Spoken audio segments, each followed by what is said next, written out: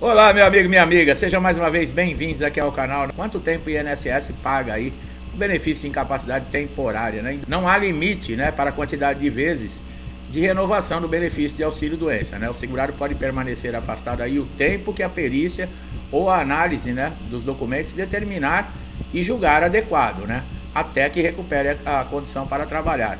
Os peritos do INSS que são responsáveis para fazer esse julgamento, né? Nós já falamos que antigamente quem chegava a ficar até 2 anos afastado de auxílio-doença, o próprio INSS fazia uma conversão para aposentadoria por invalidez, né? É claro, avaliando a situação, né, desse segurado, o estado de saúde dele, mas o próprio INSS fazia a conversão. Não era necessário, como hoje, você entrar na justiça para fazer a conversão. O segurado não terá direito a receber o auxílio-doença, presta atenção. Se a doença, lesão ou acidente que provocou o pedido do benefício for anterior ao início da contribuição com o INSS, é aquilo que nós falamos, né? São requisitos que são exigidos para alguns benefícios. E esse é um deles, né? Que você esteja contribuindo com o regime geral de previdência no momento da lesão ou do acidente. Se você não estava contribuindo, passou um período sem contribuir, uns anos sem contribuir, ficou doente ou teve uma lesão e volta a contribuir, isso já não te dá direito. A não ser que tenha um agravamento, tá, dessa doença ou dessa lesão que te impossibilite de dar condições. Olha lá, o pedido pode ser feito nesses casos se houver agravamento da condição. O benefício também não é concedido para quem está preso. Uma vez concedido, né, o auxílio, você poderá recebê-lo no prazo de 120 dias. Olha lá, 2024 mudou as regras, né? Caso a sua recuperação necessite de um tempo a mais, você pode pedir um prolongamento do benefício. Isso pode acontecer quantas vezes for necessário até você conseguir se restabelecer para retornar ao trabalho, né? Bom, o segurado recebe o auxílio-doença, ele não pode mais trabalhar, tá? Se você trabalhar, você vai precisar comunicar o INSS sobre o retorno e o benefício será cessado automaticamente, não sendo uma conduta efetivamente considerada crime. Agora, no caso de fraudar o INSS, tá? Receber o benefício irregularmente, aí é outra história, tá? Você pode responder processo, sim. É claro que o INSS não vai, acho que, atrás de coisa boba, né? Mas se for uma coisa assim, que está onerando os cofres públicos, o próprio INSS, pode acontecer uma denúncia, sim, e esse segurado, além de ter que devolver o dinheiro, vai responder ainda, tá? Então, quem recebe o auxílio-doença, em via de regra, ele não pode exercer atividade remunerada, visto que um dos requisitos, né, para a concessão é justamente a pessoa estar incapacitada para o labor. Tem gente que estava falando aí, né? Não, o INSS autoriza quem está recebendo auxílio-doença a trabalhar. Onde isso?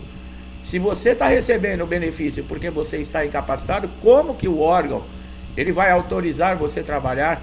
Ah, mas isso era quando ficava muito tempo esperando perícia. É uma pegadinha aí. Ah, ficava muito tempo esperando a perícia, então você trabalhava até sair a perícia. Aí você chegava no perito e falava o que para ele? Que está incapacitado. Aí ele fala, mas você estava trabalhando? Que incapacidade é essa? A negativa do benefício, né, pessoal? Quem recebe auxílio-doença conta como tempo de contribuição? Sim, pessoal. O auxílio-doença, aposentadoria por invalidez, não decorrentes, né, de acidente de trabalho, ele pode ser computado como tempo de contribuição para fim de carências quando há o intercalamento de período nos quais houve recolhimento das contribuições. O que quer dizer isso?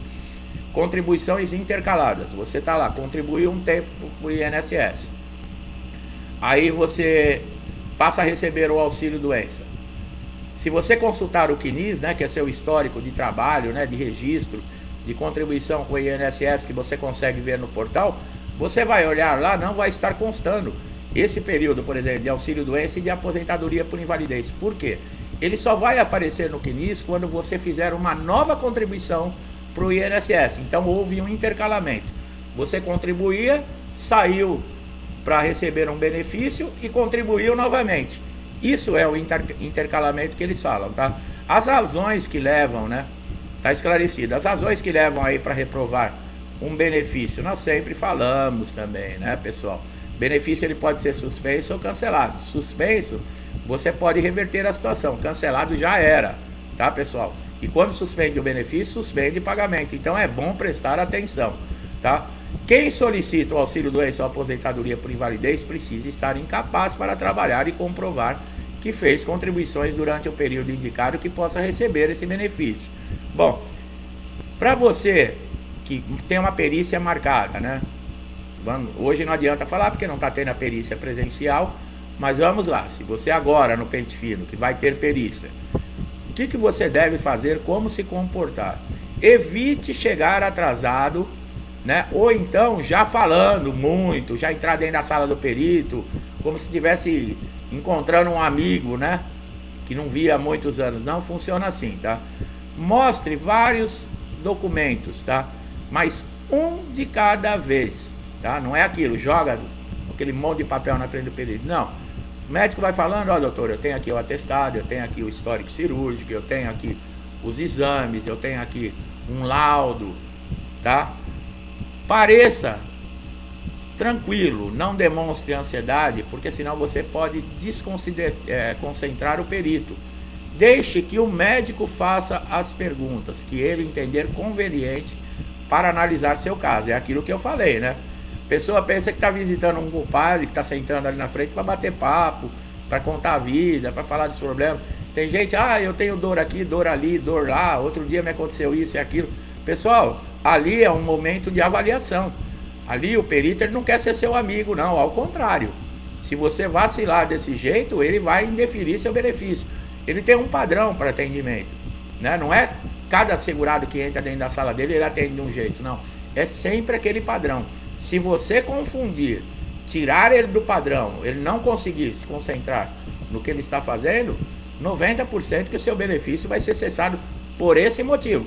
Por mais que você tenha lá documentação para comprovar tudo, o perito vai se irritar e vai... mas isso não é justo.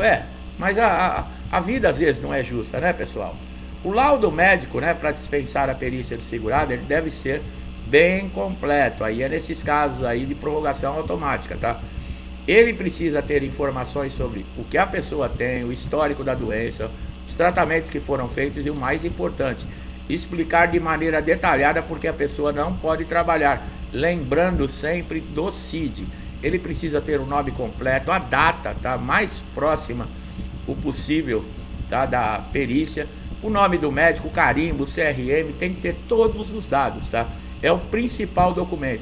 Agora, quando não é respeitado, né, é o que nós falamos, para você não perder a cabeça em segundos e fazer uma besteira na vida, né, ou se desesperar, chutar o balde, desistir de tudo, não pode ser assim, gente. Existem caminhos que você pode tomar para reverter a situação, tanto dentro do INSS como os recursos que você pode recorrer dentro do INSS, que não são garantidos, né? Eu já vou avisando, mais de 95% aí dos recursos de indeferimento em perícia, eles não mudam a situação. O negócio é entrar na justiça mesmo. Entrar na justiça também não dá garantias de ganho de processo. Não é todo processo que entra lá contra o INSS que sai vencedor. É uma média de 35% a 40%, quer dizer, o restante é favorável ao INSS, tá? Mas as chances que você tem, elas são muito mais altas que no INSS. E outra, você vai ter a imparcialidade, né? Porque na justiça não tem vínculos com o INSS, quer dizer, a gente acha, né? Pelo menos eu acho que não tem vínculo nenhum, né? Bom, o que pode ser considerado na via judicial contra o INSS? O juiz vai ter liberdade de considerar outros fatores que podem influenciar na concessão do benefício. Grau de escolaridade, idade, estigma social, a doença, né? Isso vai contrastar direto, né, com a vida do segurado, para ele poder, o juiz, nesse caso, ele ver o que está na lei, quais são os dispositivos que ele pode utilizar. Então não é somente a doença, tá, pessoal? Eu dei um exemplo aí, por exemplo, um aposentado por invalidez, uma pessoa sozinha que está aposentada por invalidez, não tem família, não tem ninguém e ele perde o benefício, mora de aluguel e a única fonte de renda que ele tem, já tem uma idade avançada, tiram o benefício desse homem. O que vai acontecer com ele? Ele vai morar na rua. Quer dizer, isso tudo não pode acontecer, né? Não deve acontecer. E o juiz leva em consideração, o que às vezes no INSS não tem isso não, tá, pessoal? É difícil a gente chegar num lugar onde não olham a gente pelo CPF, né? Passamos a ser números, né? Você não tem nome, você tem o número que te identifica é o CPF. A análise judicial, ela pode ser particularmente vantajosa em situações até de conversão, como nós falamos do auxílio-doença em aposentadoria por invalidez, né? A comprovação de atividades especiais também é importante, tá? Você ter o PPP, né, provando lá que você trabalhou numa atividade de risco, insalubre, periculosidade, obtenção da pensão por morte, né, negada pelo INSS também, ou até de uma união estável, tá? Tudo isso você pode recorrer à justiça. Importante destacar que, apesar das vantagens, a concessão do benefício não é garantida, pois tanto o juiz quanto o INSS devem respeitar a lei. Para você que já passou pela perícia e teve, por exemplo, o benefício negado e aguarda a decisão da justiça, você não pode trabalhar também, tá, pessoal? Enquanto está rolando o processo judicial. Não pode. Ah, mas como eu vou viver? Vai precisar depender de família, vai precisar depender de amigos. Infelizmente, né? O INSS é problema, até para conseguir um benefício. Não é problema só quando vem descontado lá de você todo mês, né? No seu ordenado, sem ninguém perguntar se você quer ou não. Vem descontado lá, não vem? O valor que vai para o INSS. Para você comprovar, por exemplo, uma doença ocupacional, é necessário passar por perícia no INSS. Doença ocupacional, né? É aquela que aconteceu dentro do trabalho. Se aprovado, você vai receber o benefício diretamente do INSS, né? Agora, caso você receba uma alta, lembrando, você tem 12 meses de estabilidade, quer dizer, 1 ano a empresa não pode te mandar embora. Olha só, além de assegurar a estabilidade, esse benefício também pode ressaltar indenização, né? Visando compensar danos físicos, emocionais causados por acidente ou doença provocados por negligência da empresa. Além de você receber no INSS, você pode colocar a empresa na justiça, tá? Só que tem que ter comprovação que faltou equipamento de segurança, carga horária excessiva. Tem que ter uma comprovação. Você foi exposto a locais insalubres, você respirou aí, por exemplo, produtos químicos. Tem que ter comprovação, pessoal. Na justiça, não adianta chegar lá achando que conversar com o juiz você vai receber alguma coisa, não, tá? Tem que estar tudo documentado, todos os elementos têm que ser robustos, tá? Palavra não serve para nada, tá? Inclusive, né, para compensar o período, né, que você ficou afastado do trabalho, a empresa pode te oferecer aí alguns benefícios, né? Quem sabe até uma promoção, né? Vai fazer um acordo com você, ó, não me põe na justiça e eu te promovo. Aí passa a experiência, passa a estabilidade, ele se manda embora. E você não colocou na justiça.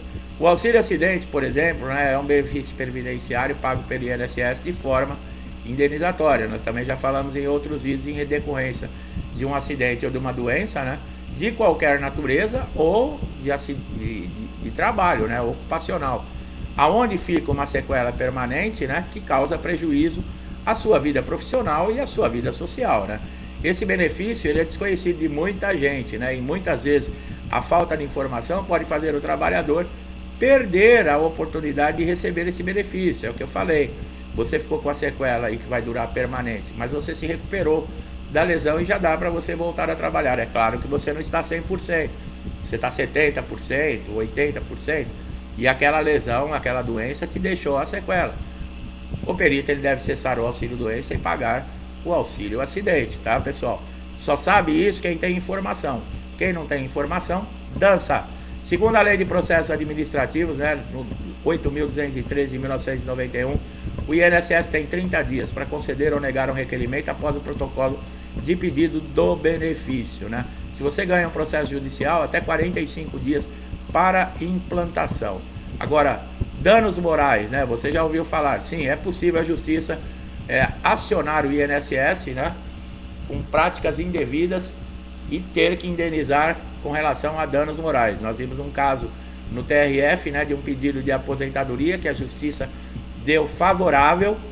Esse segurado, né, ele ganhou a aposentadoria dele na justiça. Passou-se 2 anos e o INSS não tinha ainda implantado o benefício de aposentadoria. os tribunais ficaram loucos, os magistrados já estabeleceram multa altíssimo, o INSS recorreu, não adiantou, recebe-se sim danos morais, tá? No caso aí da não implantação do benefício, você tem como entrar com uma ação chamada mandado de segurança, tá? Ele vai servir para comunicar ao juiz que o INSS não está cumprindo prazos determinados esses, né, que são diferentes para cada benefício, né? E nesse caso, o juiz vai intimar o INSS e estipular multas diárias.